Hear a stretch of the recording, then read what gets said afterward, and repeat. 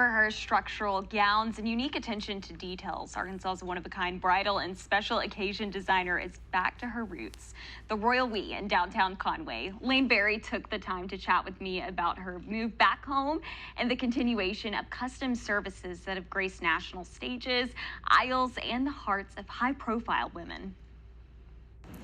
Well, I am in downtown Conway at the Royal We, joined with designer Laine herself, coming back to Arkansas. Welcome back home, Laine. Thank you. It is home. It's been home for 32 years. So that's horrible to say when you say someone's been home for 32 years when you count it in decades rather than 5-year increments. Yeah. But I'm excited to be back. We are standing in so much history when it comes to proms, homecoming, pageantry, even weddings too. You have designed so many gowns for so many women across this state. And it started back in what, 2003? 2003 as a little online shop. We were actually on our way home from a pageant at one point. My husband said, you know, I think you really would enjoy being in this industry. I had been in lending for 20 years and it was kind of a, a pivotal time when things were really changing and I was looking to pivot careers. And he said, you know, what would be really fun for you, I think, is maybe some prom and pageant. He said, you know what would be cute is to name it the Royal We. Wouldn't that be fun? So it started with the name and grew from there. Yeah, and that's incredible. And so 2003, it was online, right? Online, fully online. We thought that would be a wonderful way to do it. We kind of started very, very small with t-shirts that said Queen and little jogging suits and transitioned into some more high-end things.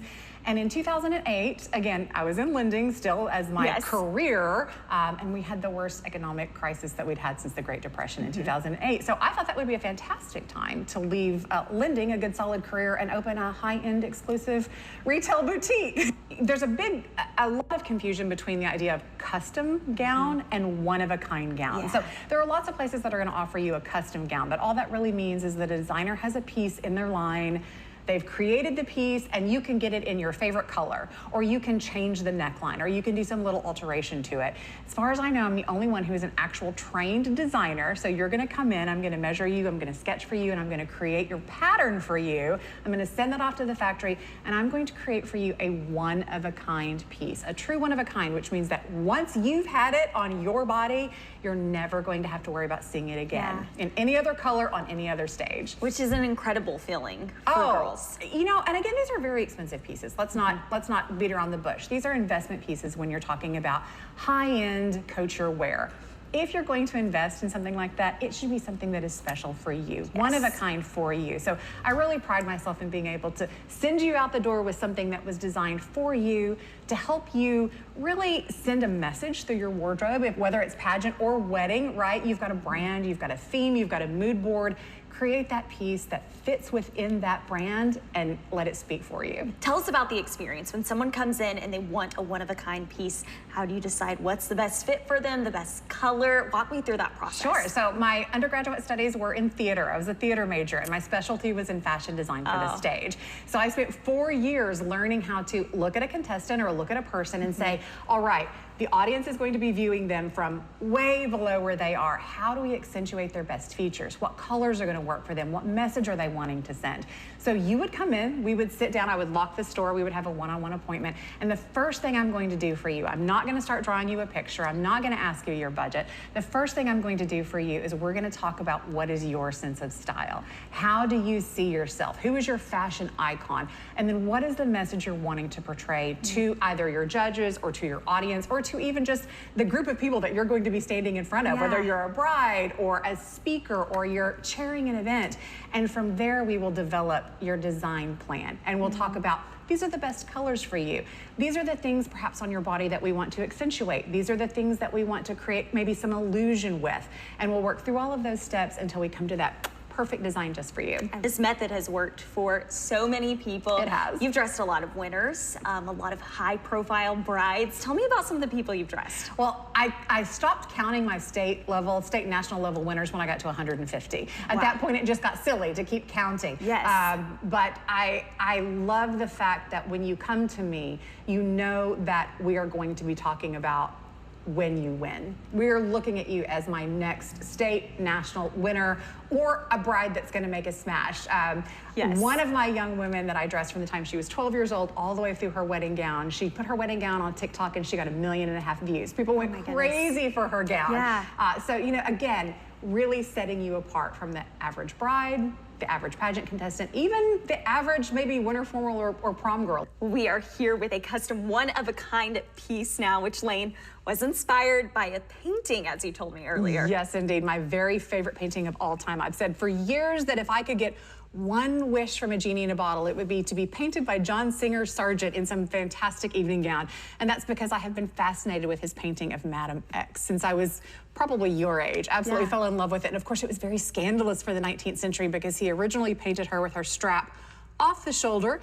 He had to come in and repaint her because of all of the scandal and brouhaha over it with it on her shoulder. Yes. And so this was my sort of homage to the gown she's wearing in that piece. Not a copy, because we don't copy, we don't want to do an exact replica, but with some modern alterations, modifications to make it appropriate for the 21st century. Let's talk about my favorite gown of all time, which is probably of all my gowns is the least classic, the least timeless, because it was so out of the box for everybody. And that was Miss Mississippi's gown for Miss USA.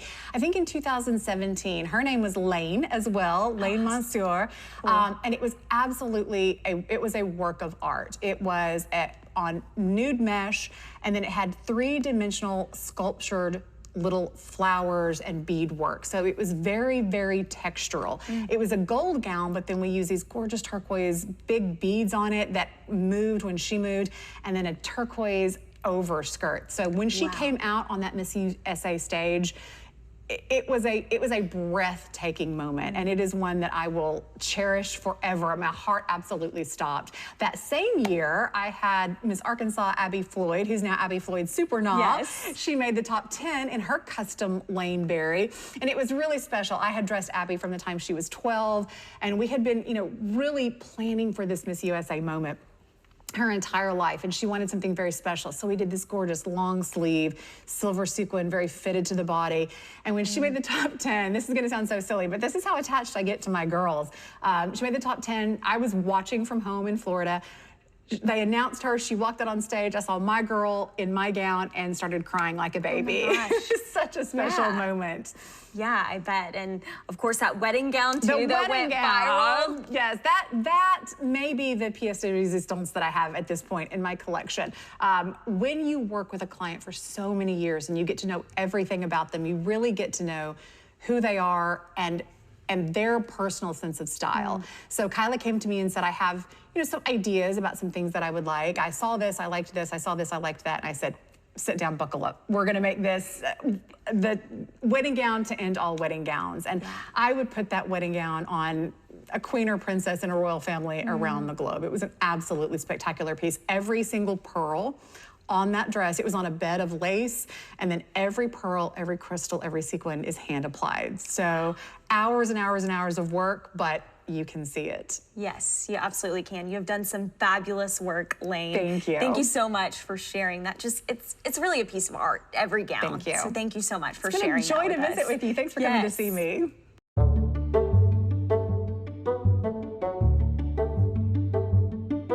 Hey, Kevin.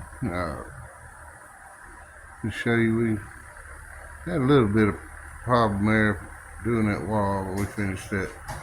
Had a little bit to do this morning, but it wasn't much.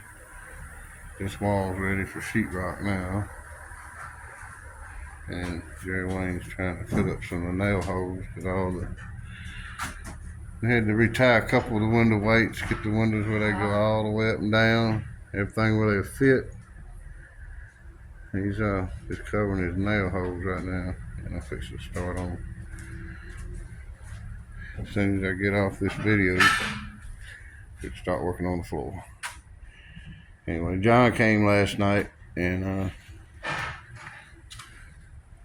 he installed the top sections to the box fed windows. I sent a little video of that a while ago. So.